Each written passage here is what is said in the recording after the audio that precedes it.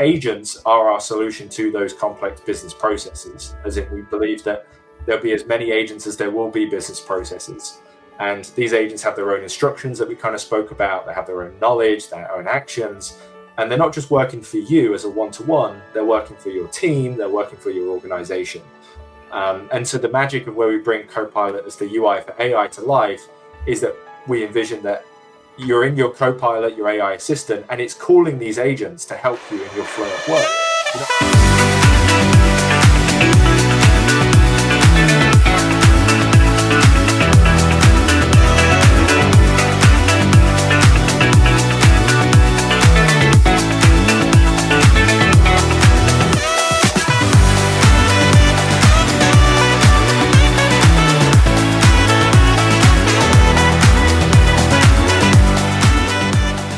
All right, hello world, and welcome to another episode of the AI podcast.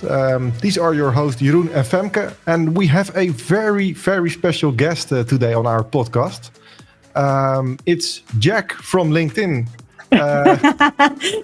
Of course, Jack, this is fantastic. Yeah, I think you were introduced that way at your session at Ignite, right?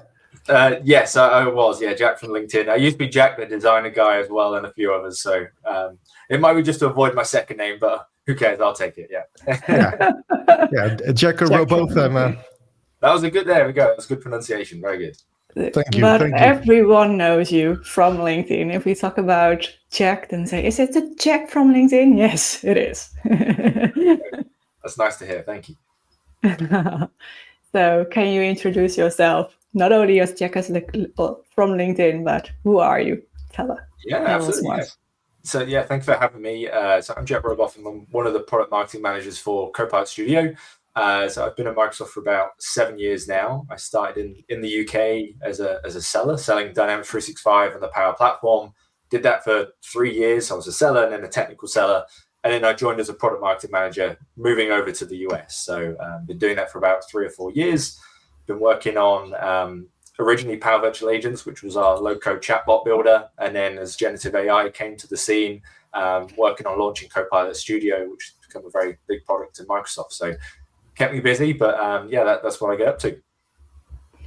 Really great. And you already mentioned you're from the UK and you moved to USA. How was that How is that going? And how was that to moving with your family?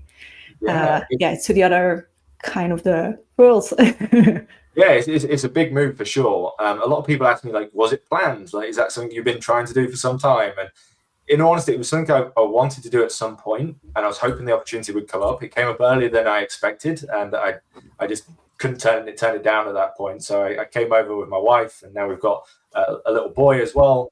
But we've been here for 3 years, and I got my green card last week, actually. So now I can stay longer, which is awesome. So it's been a good experience. Despite everyone speaking English here, it's still a bit of a culture shock, and it's still slightly really and all those sort of things. But the work is the same, so that's easier, and all those good things. But it's gone really well. Thank you. Yeah, and how is it becoming a father and the families on the other side of the sea? Yeah, it's not easy leaving all the family behind. In honest, lucky my wife's here, but the broader family, they've been coming out quite a lot, visiting. And while I was off on paternity leave, they came out every couple of weeks, like different families. So it was nice for them to all meet my little boy. So it was good. But that's the challenge. And every 6 months we try to get back to the UK just to visit and give them updates on the little one. But cool, and, nice. How did they move your stuff from the UK to USA? How was that going? Is that like going a truck that way with all your stuff, or how is that? How is Microsoft doing that? So it kind of all comes down to like the package, like the offer that you get for when you take the job. I was very fortunate to get some support for moving, which was great, and it all went on a ship, and then it came over a couple of weeks after. So on a big boat, and so you kind of had to deal with just a suitcase for like 2 to 3 weeks until that came over, which was cool. But yeah, it all came over. The funny Sounds thing like a was, small adventure. yeah, it was a scary thing, but it was very cool at the same time. And the funny thing that I had to share with my wife was that we just bought a house like 5 months before in the UK, and then I was like, oh, I've just got this job offer, and I'd like to go to the US. So we were going to have to maybe leave the house and maybe sell it at some point, and we did eventually. But so yeah, we weren't expecting the move. If that kind of gives you a bit of an idea about where I was going. It's really funny to see that your stuff is going with a ship, and you need to wait like 2 weeks or 3 weeks before your stuff is coming, and then it's hoping that you have the right stuff with you for that week. I'm like a a big vacation. gamer as well, so I was like waiting for my console to come. I was like, can you hurry up? So That's funny. yeah. Really nice. And then your console did arrive, but did it work with the USA power grid? Well, yeah, that's the thing. Luckily, I think that it's higher voltage in the UK. So most of the stuff worked. Some things didn't work, but yeah, the console did, luckily. Yeah. Okay. So you have quite a big follower base on LinkedIn. I was just checking your LinkedIn profile. I thought I saw 71,000 followers. How did you become? How did you become such a LinkedIn celebrity? In all honesty, I don't know. A lot of people say this when I meet them at events and such, and I go, literally, all I do is write posts. Like, I take content, I research. I like to explain it in really simple ways, and that's hopefully one of my special skills, is that just explain it for anyone to understand. Like there's so much content, and there's certain things you need to know, and there's certain things you don't, and I like to take away the things you don't and just make it simple. I think maybe that's why a few people follow me, but I like to explain it in a journey, I guess, because I just celebrated 10 years on LinkedIn. I feel a little bit old being on LinkedIn for 10 years, but it all started when I was in sales back in the UK, and I'd use it as a platform to try to connect with customers, tell them what was happening, the latest, but it didn't feel as authentic because ultimately you knew that you were having to sell to like meet a quota and those sort of things. So I started to then start doing content creation. No one really followed me or cared, in all honesty. And then when I moved out to the US, people were like, oh, wow, maybe he's going to do something cool there. And I think people just followed me just for the curiosity of like, oh, you've made a big move across the world, interested to what you were doing. And then so I worked on the Power Platform and did the Power Platform conference, and that took me to like 10,000 followers. And people were like, great, okay, he seems to know everything about the event, love to follow all that community. And then Copilot came out, and that became really popular, and I was just sharing resources, simple things, and that took it really quickly. It started to grow up in the thousands over weeks, to maybe like 30, 40,000, I think. I'm trying to remember off by heart. And then I did the designer trend, and then that really then took it to like 20,000 as well. These all just I don't because that I was don't know if you saw that. It's a lot. I don't know if you saw that, Jeroen, but Jack did a designer trend. He was, I think, the first one that made his own designer cartoon, and he shared how people can do the same. So, and that went really, really hard. Everyone made that own cartoon on Microsoft Designer. Yeah. So without knowing, I was actually executing your prompt. Yes. There we go. Yeah. It was weird. It was the first and probably only time I'll ever do like a truly worldwide trend. And you can do it yourself with like aka.ms/design me. I put the prompt in there so you can use it. But I would wake up in the morning and then have people from like Asia just sending me messages of tagging me on the post saying, look, I created my own avatar. It was very, very cool. And the CEO of LinkedIn even did a post, and I was just scrolling through. I didn't realize it was the CEO. I just liked it, and I was like, great post. And I looked back and I was like, oh no, that was the CEO of LinkedIn. That's insane, right? That's great. Yeah. After that, it's going really fast. Yeah. Oh, really nice. I think a question a lot of people have: are you using Copilot to do your social media LinkedIn stuff? So I don't use Copilot for the content. I use it for structure. So I'll write down what I think I want to say in the post, like the top header, the benefits, the value props. And then I'd say follow this specific prompt of the structure that I like to do. And hopefully when you see my post, you'll see like it's a compelling header with an emoji, some check marks of benefits and hashtags and those sort of things. But so I use it more for formatting than content generation, just to keep it authentic, because you can kind of tell sometimes when you're writing it just with Copilot, it sounds a little bit too good. and a little bit too markety sometimes. So for me, it just keeps it authentic and allows me to be myself. But Yeah, and I think a lot of people nowadays see the structure of words that Copilot, but also ChatGPT and a couple of other AIs use. So we are getting a sense of what is written using an AI and what not. Yeah. No, I agree. Yeah. I think a lot of people don't read anymore if they seeing that it's written by AI. Yeah. So you are a senior PMM Copilot Studio marketing at Microsoft. What does that mean? How does a day in your life look like? So my day varies, and it's something that I really like because I don't like it to be repetitive and the same every day. But really, the simplest form is that I'm in charge of how we message and market Copilot Studio to our audiences, essentially. So just explaining what the product does in the simplest manner to the different types of audiences. I work a lot with like the enterprise segment, so like large organizations thinking about how they're going to adopt Copilot Studio. So it really covers a spectrum of content that we're providing to our sellers to help understand what the narrative is and how we can explain that to our customers in a compelling way. So like pitch decks, technical decks, building out demos, all those good things. How we represent ourselves online, how we show up at events and the breakouts and all the stuff that you kind of mentioned as well. So we do so much. And the one thing I always call out, and hopefully you'll take away from this, is that when I first took the job as the PMM, I thought their job is purely to amplify and tell a story.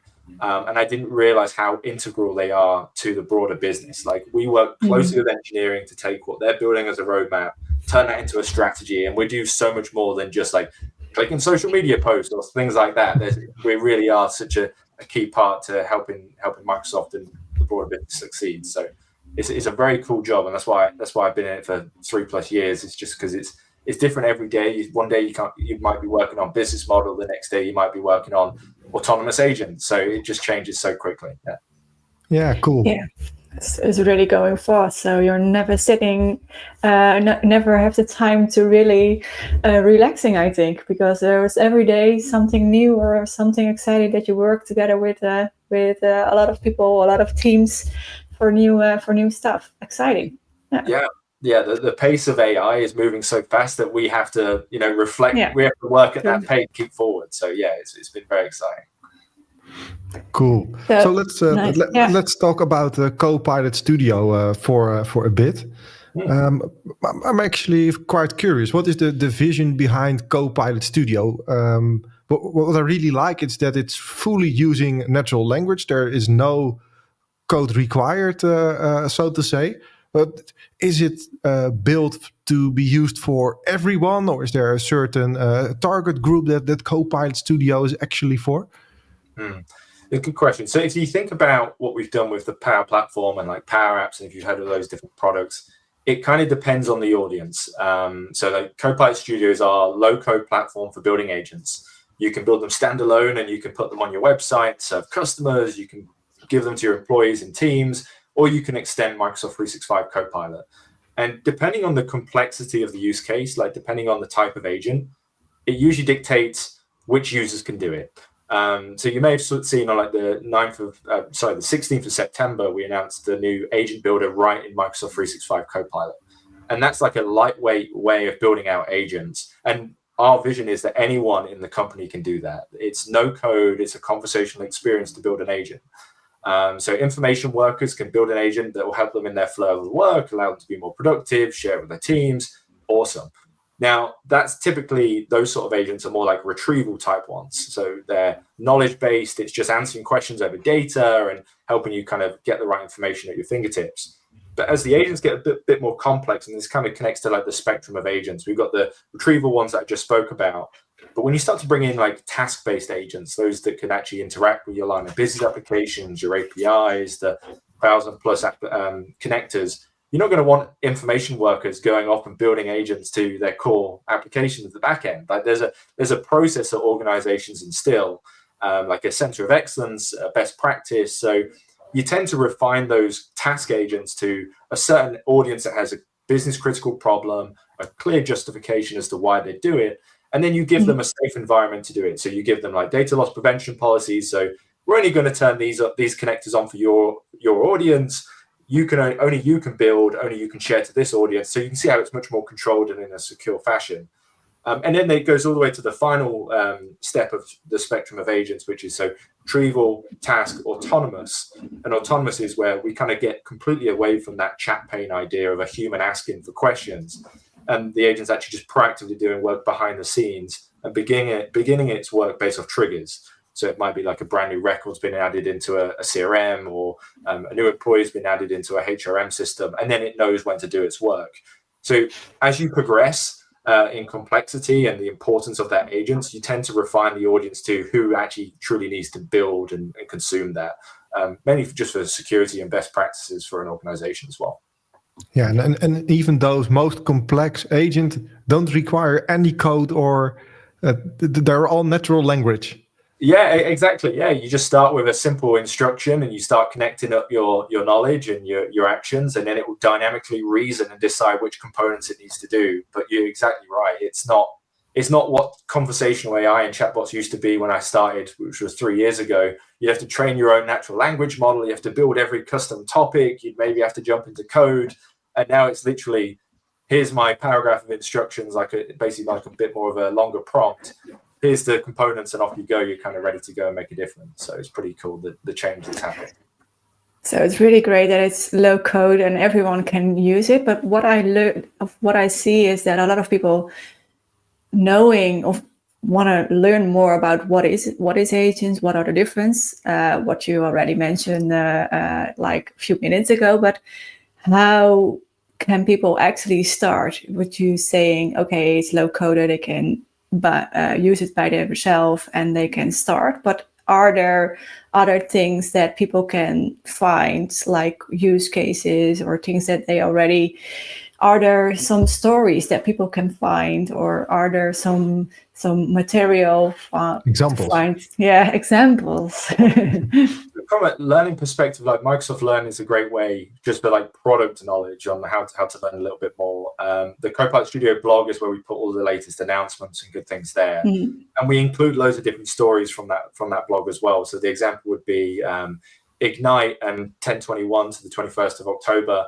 I have to remember my dates because now in the US I have to put them on first.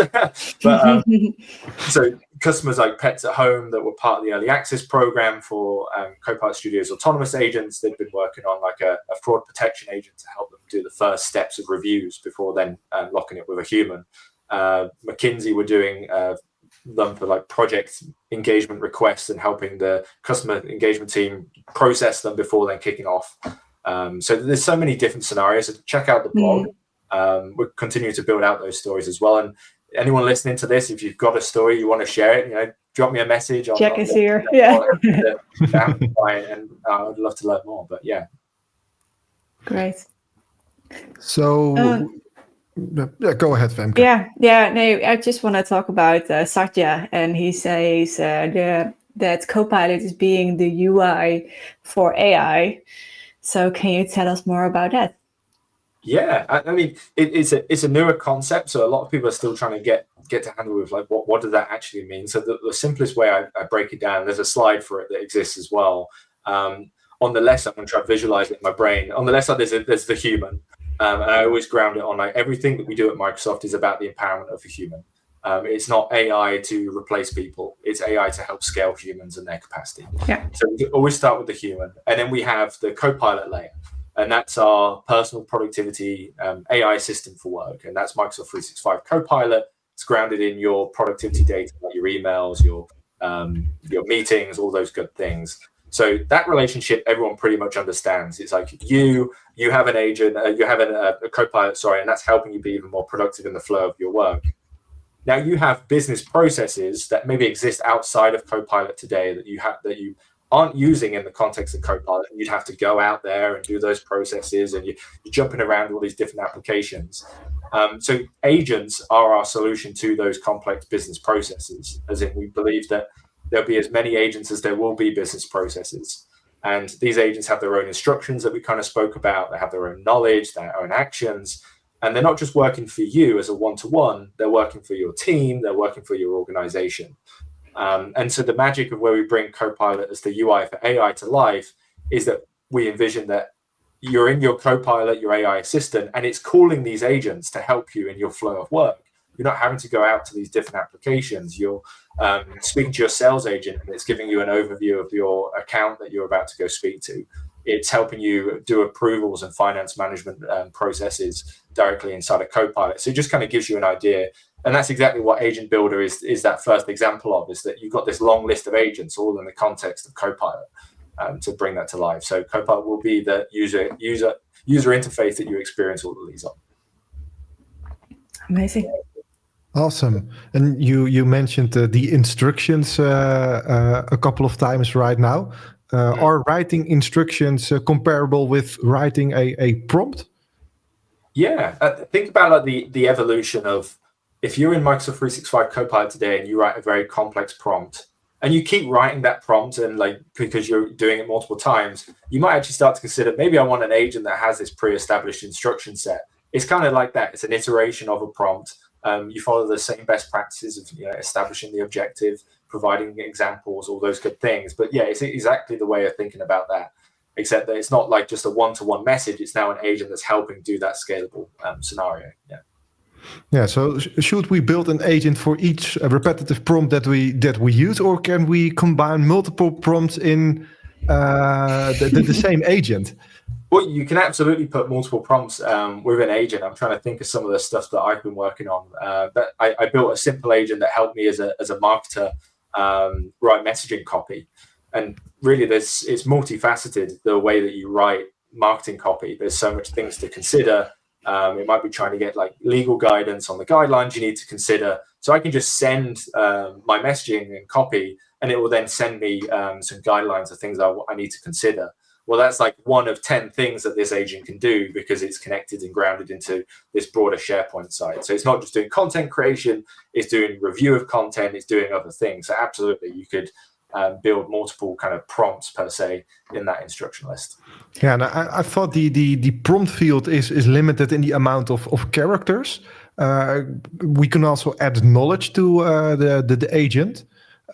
When should we use the instruction field, and when should we use the knowledge stuff? So uploading documents, referencing a SharePoint document library, etc.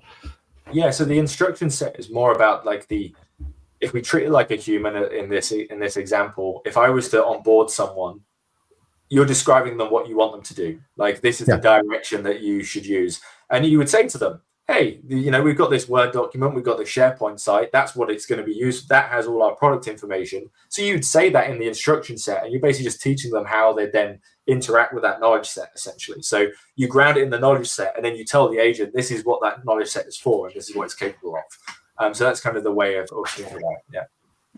Cool. So I have one question that is about Team Copilot.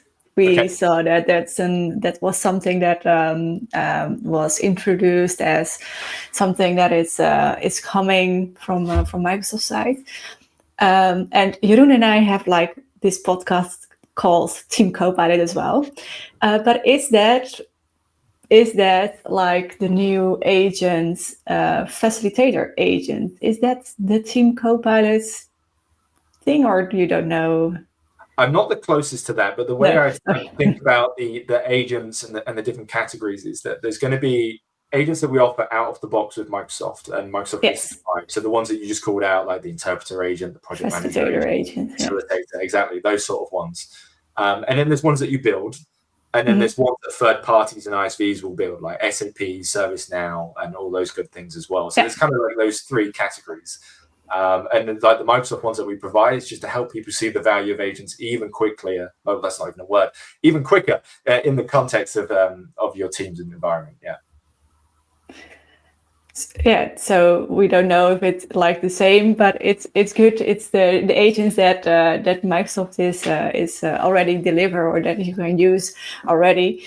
I use the facilitator agent. I don't know if you already did, Jeroen, but yeah, it was really funny. We did that last week, asking how many times Jeroen said something in a meeting, or help me with my to-dos, and a lot of things happening with that agent. It was really funny. Sorry, but yeah, I just needed to mention, because it was Team Copilot, and we are recording this podcast as well. Yeah, So, we are sorry, still Jeroen, afraid I that just we needed someday. to ask it. Yeah. Always doing it. Yeah, we are still afraid that at someday we will get a legal letter from Microsoft that we should stop using that name. Yeah. Yeah. So, yeah, we wanted to know it. No. Okay. Yeah. So we love to talk about the tech, especially in the world of AI. But I think business is also quite important. I think you need to understand a business process in order to make a task-based agent or a autonomous agent. How do you think of that, Jack? So, as in, like, how do you think about business processes? Or sorry, yeah. Yeah, but we are most of the time focused on the technology, but I think here understanding the business and the process is probably even more important than knowing the tech. Yeah, absolutely. I think so. As Satya always talks about, like, it's not technology for technology's sake. We're not just building technology just to throw it out there and try to find a problem. You know, we're not building the technology and then finding the problem. We should always start with a problem and what the issue is, and then how we can then provide a solution for it. So I think it's a good example. The way that I think about it, as you start to build out your first agent and you have that conversation with it and you start to build out the instructions, that's kind of a nice way of you thinking about putting the business problem first. Like, that instruction set is a way to have a conversation to get down to really, why am I doing this? You really want to start when you're building these agents and anything else. And I'd like to call out an example. Like, if you've seen Power Apps recently, there's this new design experience, and you can send it documents and existing business process flows, and it builds out a map of what your problem statement is, essentially. And I think that example is exactly why we do what we do in the agents world, and start with a problem, then find the solution to the technology. So that's probably what I think about that side. Yeah. But again, yes, there is a lot of people, and as you kind of alluded to, when this is a no-code technology, the magic is that you're starting to invite subject matter experts that are closest to the problem to get involved in this development of the agent. Like, in the pro-code world, it's hard to just invite someone in that's maybe non-technical because they can't contribute. But like in Copilot Studio, there's even like the collaborative office-like commenting. So you can act like a no-coder and just say, you work on this finance process. I'd love your input into that building process, and then make it more collaborative. So yeah, makes sense. The democratization is actually helping us be closer to the problem and build a solution that's relevant to them. Yeah, and how should we approach the development of an agent? Is it a one-time build and just use, or should we look more at it from a software development perspective, where we do iterative development, like Scrum or something like that? Yeah, so it's I'd say a couple of years ago when I was working on chatbots, traditional chatbots, it's exactly that. It's iterative. Like, you build your chatbot, you do the training of the natural language, you build all these custom topics, and then every month, you'd review the auditing and the telemetry, and then you'd have to then train it and maintain it every couple of months. So that core concept of you build it and then you improve it still applies today in the agent world. But we've just made it even easier. Like, because in the past, you wouldn't have a dynamic knowledge set that you can just ask questions over and it gives you answers. You'd have to build a topic for each scenario. So like HR onboarding, you'd have a topic for approvals, you'd have a topic for requesting the actual specific device. Now you can just direct it to the knowledge source, and it's dynamic in its nature. So just an example to how you still need to maintain the quality of the agent, but we're making it less strenuous on the way that you need to like manage all the content behind it. It's more, the maintenance is more or less tuning the instruction set. Yeah, exactly. Yeah, you're focusing on the easier natural language, as opposed to some organizations would have to manage like 2,000 plus topics that were rules-based, specific steps that you'd have to do. Now, like when you put generative AI and orchestration over components, it's dynamically deciding which ones to do at runtime. I definitely prefer that world as opposed to you managing many thousands of topics that you individually have to create. So, yeah. I totally agree. Yeah. Hey, and when a user wants an agent, what kind of licenses do that user need? Yeah. A great question, and hopefully I can debunk this for everyone on that's listening right now. The simplest way to think about it is that if you have a Microsoft 365 Copilot license today, you get access to Copilot Studio to build agents to extend that. So you can build agents to publish in BizChat. You can publish it directly inside of Teams, just like someone was pinging you in Teams, that sort of experience. Or you can build agents to embed on SharePoint. So those three channels are covered. And any person that wants to use those agents that are built needs that Microsoft 365 Copilot license. Now, anywhere else, like as soon as you want to build an agent that's on a channel not related to those three, or that you're building an agent to serve customers, you'd look at buying Copilot Studio standalone. And so there's two ways to purchase that. There's the prepaid capacity pack, where you spend like $200 and you get 25,000 messages, and it's stackable, so you can buy more as needed. And then we just announced on the 1st of December a pay-go measure. So now you can just pay as you go and use, you only pay for what you use, and you can pay via Azure for that as well. So those are kind of the three different ways to kind of think about. So if you've got Microsoft 365 Copilot, you can build agents for that context. If it's for anything else outside of that, then you'd go for the standalone license. Yeah, and with a message, you mean a chat to the AI, so to say. Yes, it's when an agent requires an action, essentially. Okay. And so, like with autonomous agents in preview, we haven't talked about licensing for that yet. But like generative answers, that requires more action because it's calling an LLM and it's doing other things. So it will count as multiple messages in that instance. Yeah. Okay. Sounds good. Cool. Yeah. Cool. So I think one question that a lot of our listeners have, and I don't know if you can answer that. Can you give us a glimpse of what's on the roadmap? I mean, I can talk about what we've maybe just spoken about at Ignite. That's the closest I can get you. But we've done some pretty cool things with the announcements at Copilot Studio with like the integration with the Azure AI Foundry. So like that's their roadmap items that we've been building out. The ability to just bring your own model from the very large model catalog of Azure and bring that into Copilot Studio. So how you can start to then see fusion teams of low coders and pro coders collaborate and still build a pretty awesome solution together. We're improving the analytics, so you get more insight into how the agent's performing and how you can then improve it. The security and governance. And actually one thing that might be quite interesting is like the generative IVR. So today, like the agents that you're building, they're all predominantly in terms of modality, like text-based, like chat, type in your answer. We're adding the ability to do voice there and attach it to a mobile number. And then similar to what we did for like generative answers in Copilot Studio, where you give it knowledge and then you just answer over and it's dynamically giving you an answer, that you can just call it up and start having a conversation over that data via like a mobile number. So you don't awesome. You want that. You don't. Yeah. You have no idea how much time I spend in my car talking to Copilot, preparing work and stuff. Yeah, so that's a pretty cool one. And then obviously autonomous agents. It's in public preview now. It will go GA at some point, but like that's a really awesome feature that we're going to continue to build out and improve, as it's definitely like the future for agents.